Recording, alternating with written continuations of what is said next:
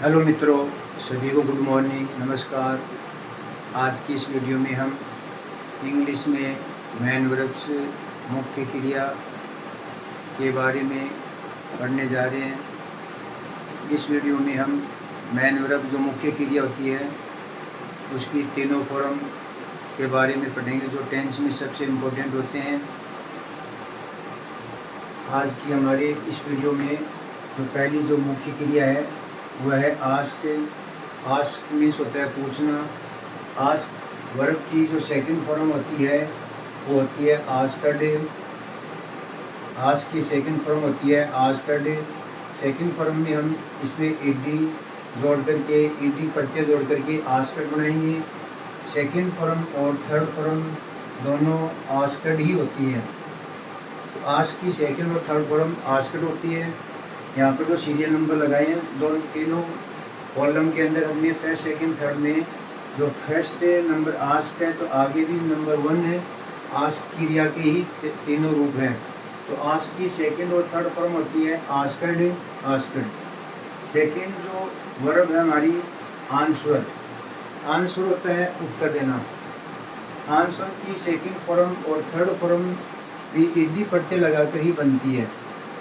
Answer की second form हो जाएगी आंसवर्ड। आंसवर्ड ANSWERED। तो यहाँ भी हम ईडी प्रत्यय जोड़ करके सेकंड और थर्ड फॉर्म आंसवर्ड बनाएंगे। आंसवर्ड। इसके बाद में अगली जो वर्ब है बाई। बाई मीन्स खरीदना। बाई की सेकंड थर्ड फॉर्म सेम होती है, बॉट होती है। स्पेलिंग लिखेंगे BOUGHT। तो बाई की सेकंड फॉर्म होती है बोट और थर्ड फॉर्म भी बोट होती है। कुछ बच्चे इसमें कंफ्यूज हो जाते हैं। बाई और ब्रिंग दोनों के अंदर केवल आर अक्षर का ही डिफरेंस होता है। बाई के अंदर सेकंड थर्ड फॉर्म में BOUGHT होता है। इसमें बी के बाद में OUGHT हम बी के आगे जोड़ेंगे तो बोर्ड बनता है।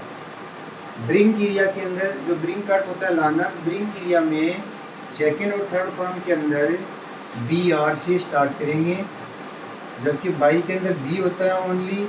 यहाँ ब्रिंग के अंदर BR लिख करके इसमें भी OUGHT हम आगे जोड़ देंगे।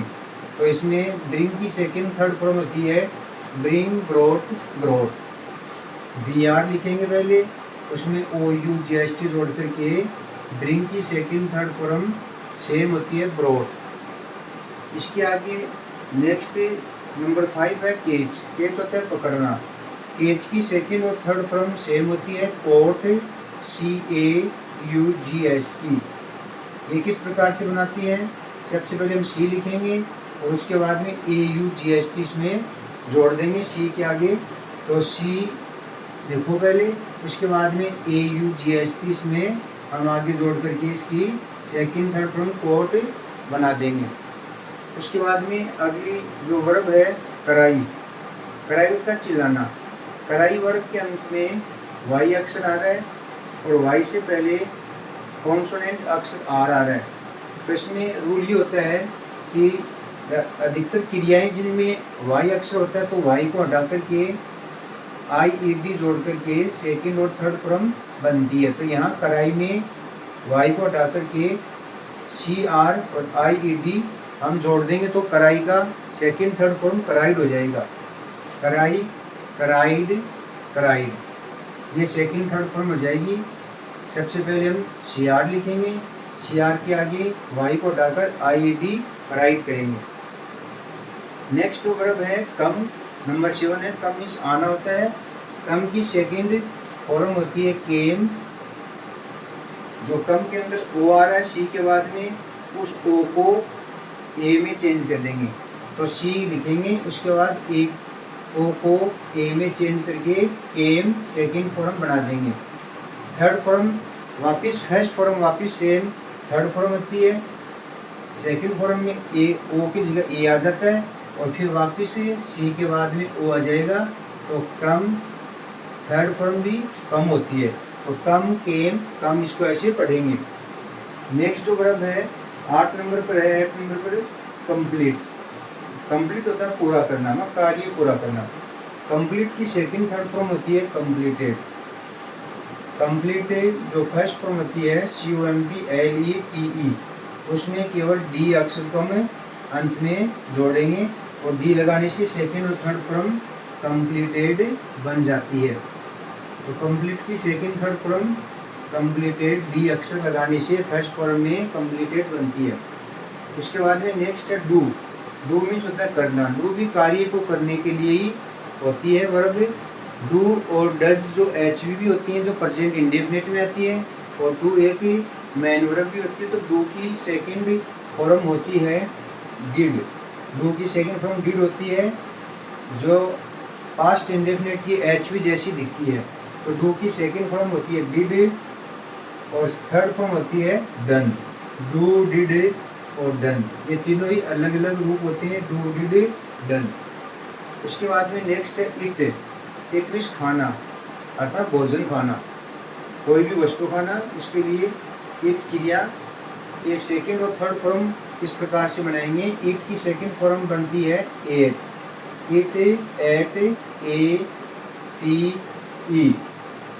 इसको याद करने का तरीका ये है कि जो इट क्रिया में जो ई अक्षर पहले दिया गया है, उस ई अक्षर को टी के अंत में लिख दो, तो AT और E को अंत में लिखेंगे तो बन जाएगी एट। इट, एट, और फिर फर्स्ट फॉर्म को वापस लिखेंगे इट और अंत में EN, इसमें जोड़ने से थर्ड फॉर्म इटन बन जाती है। तो इट, एट, इटन। उसके बाद में नेक्स्ट है 11 नंबर फिनिश। फिनिश होता है समाप्त करना, कार्य समाप्त करना। तो फिनिश की सेकंड थर्ड फॉर्म के अंत में जो फर्स्ट फॉर्म होती है फिनिश, उसके अंत में यदि हम ED जोड़ दें, ED अक्षर जोड़ दें, तो थर्ड फॉर्म बन जाती है फिनिश्ड। तो फिनिश की सेकंड थर्ड फॉर्म फिनिश्ड बन जाती है। फिनिश, फिनिश्ड और फिनिश्ड। तो यहाँ हमने फर्स्ट फॉर्म में ED अक्षर जोड़ करके सेकंड और थर्ड फॉर्म का निर्माण कर दिया। उसके बाद में लास्ट जो नंबर 12 है फलाई। फलाई क्रिया में Y अक्षर आ रहा है।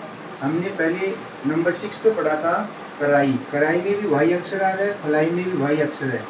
तो कराई क्रिया में तो हमने Y को हटा करके IED जोड़ा था, परंतु यहाँ फलाई एक ओमिशन अपवाद है। तो फलाई की तीनों ही फॉर्म डिफरेंट होती हैं। फलाई की सेकंड फॉर्म होती है फ्लू, F। सेकंड फॉर्म होती है फ्लू, FLEW। तो ये फर्स्ट फॉर्म से डिफरेंट है, फलाई, फ्लू, और थर्ड फॉर्म भी डिफरेंट होती है। तो ये तीनों ही रूप अलग अलग होते हैं, फलाई, फ्लू और फ्लोन। फलाई, फ्लू, फ्लोन, इसको इस प्रकार से पढ़ा जाता है।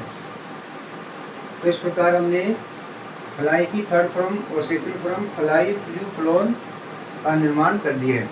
तो मित्रों, आज की इस वीडियो में हमने मैन वर्ब से जो 12 मैन वर्ब से हमने पढ़ी हैं, जो टेंस में इम्पोर्टेंट होती हैं। वर्ब सबसे पहले आना ज़रूरी है। वर्ब की तीनों फॉर्म हमें टेंस के अलग अलग पार्ट में यूज़ करते हैं। नेक्स्ट वीडियो में हम कुछ अन्य मैन वर्ब्स के बारे में और पढ़ेंगे। तो यदि वीडियो पसंद तो लाइक कीजिए, शेयर कीजिए, सब्सक्राइब कीजिए। धन्यवाद।